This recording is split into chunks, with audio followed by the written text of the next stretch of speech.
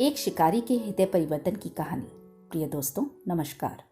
एक बार माता पार्वती ने भगवान शिव जी से पूछा, हे स्वामी, ऐसा कौन सा श्रेष्ठ तथा सरल व्रत पूजन है जिससे मृत्यु लोक के प्राणी आपकी कृपा सहज ही प्राप्त कर सकते हैं।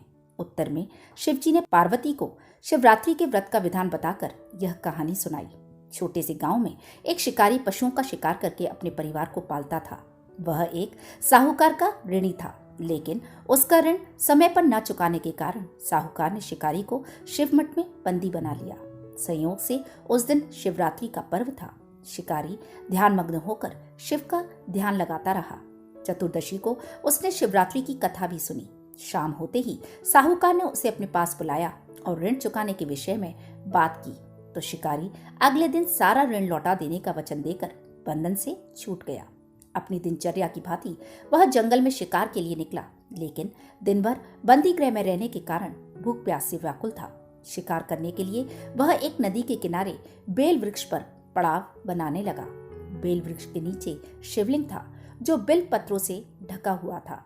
शिकारी को उसका पता न चला। पड़ाव बनाते समय उसने जो टहनियां तोड़ी वे संयोग से शिवलिंग पर गिर गई। इस प्रकार दिन भर भूखे प्यासे शिकारी का व्रत भी हो गया और शिवलिंग पर बेलपत्र भी चढ़ गए।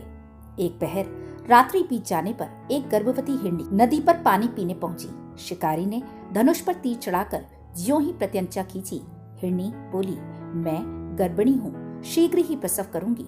तुम एक साथ 2 जीवों की हत्या करोगे जो ठीक नहीं है। मैं अपने बच्चे को जन्म देकर शीघ्र ही तुम्हारे सामने प्रस्तुत हो जाऊंगी, तब तुम मुझे मार लेना। शिकारी ने प्रत्यंचा ढीली कर दी और मृगी झाड़ियों में लुप्त हो गई। कुछ ही देर बाद एक और हिरनी उधर से निकली। शिकारी की प्रसन्नता का ठिकाना न रहा। समीप आने पर उसने धनुष पर बाण चढ़ाया। तब उसे देख हिरनी ने विनम्रता पूर्वक निवेदन किया, हे पार्वती, मैं थोड़ी देर पहले ही ऋतु से निवृत्त हुई हूँ, कामातुर विरहिणी हूँ, अपने प्रिय की खोज में भटक रही हूँ। मैं अपने पति से मिलकर शीघ्र ही तुम्हारे पास आ जाऊंगी। शिकारी ने उसे भी जाने दिया। 2 बार शिकार को खोकर उसका माथा ठनका। वह चिंता में पड़ गया। रात्रि का आखिरी पहर बीत रहा था। तभी एक अन्य हिरनी अपने बच्चों के साथ उधर से गुजरी। शिकारी के लिए यह स्वर्णिम अवसर था। उसने धनुष पर तीर चढ़ाने में देर न लगाई। वह तीर छोड़ने ही वाला था कि मृगी बोली, हे पार्थी, मैं इन बच्चों को इनके पिता के हवाले करके लौट आऊंगी। इस समय मुझे मत मारो। शिकारी हंसा और बोला, सामने आए शिकार को छोड़ दूं? मैं ऐसा मूर्ख नहीं। इससे पहले मैं 2 बार अपना शिकार खो चुका हूँ। मेरे बच्चे भूख प्यास से तड़प रहे होंगे। उत्तर में मृगी ने फिर कहा, जैसे तुम्हें अपने बच्चों की ममता सता रही है, ठीक वैसे ही मुझे भी। इसलिए सिर्फ बच्चों के नाम पर मैं थोड़ी देर के लिए जीवन दान मांग रही हूँ। हे पार्वती, मेरा विश्वास करो, मैं इनको इनके पिता के पास छोड़कर तुरंत लौटने की प्रतिज्ञा करती हूँ। हिरनी के इस दीन स्वर को सुनकर शिकारी को उस पर दया आ गई। उसने उस तीसरी हिरनी को भी जाने दिया। शिकार के अभाव में बेल वृक्ष पर बैठा शिकारी बेलपत्र तोड़ तोड़कर नीचे फेंकता जा रहा था। जैसे ही सुबह हुई, उसी रास्ते से एक हिरण चला आ रहा था। उसे देखते ही शिकारी ने सोच लिया कि इसका शिकार वह अवश्य करेगा।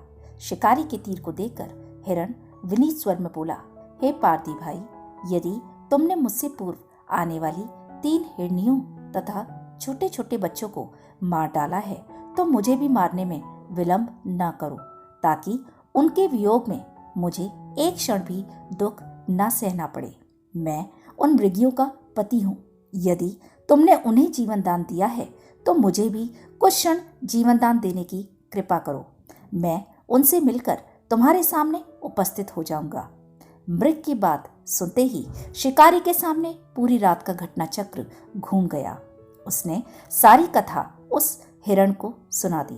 तब मृग ने कहा, मेरी 3 पत्नियां जिस प्रकार प्रतिज्ञाबद्ध होकर गई हैं, मेरी मृत्यु से अपने धर्म का पालन नहीं कर पाएंगी। अतः जैसे तुमने उन्हें विश्वास पात्र मानकर छोड़ा है, वैसे ही मुझे भी जाने दो। मैं उन सबके साथ तुम्हारे सामने शीघ्र ही उपस्थित होता हूँ। उपवास, रात्रि जागरण तथा शिवलिंग पर बेलपत्र चढ़ाने से शिकारी का हिंसक हृदय निर्मल हो गया था। उसमें भगवत शक्ति का वास हो गया था। धनुष तथा बाण उसके हाथ से सहज ही छूट गए। भगवान शिव की अनुकंपा से उसका हृदय करुणा भाव से भर गया। वह अपने अतीत के कर्मों को याद करके पश्चाताप की ज्वाला में जलने लगा।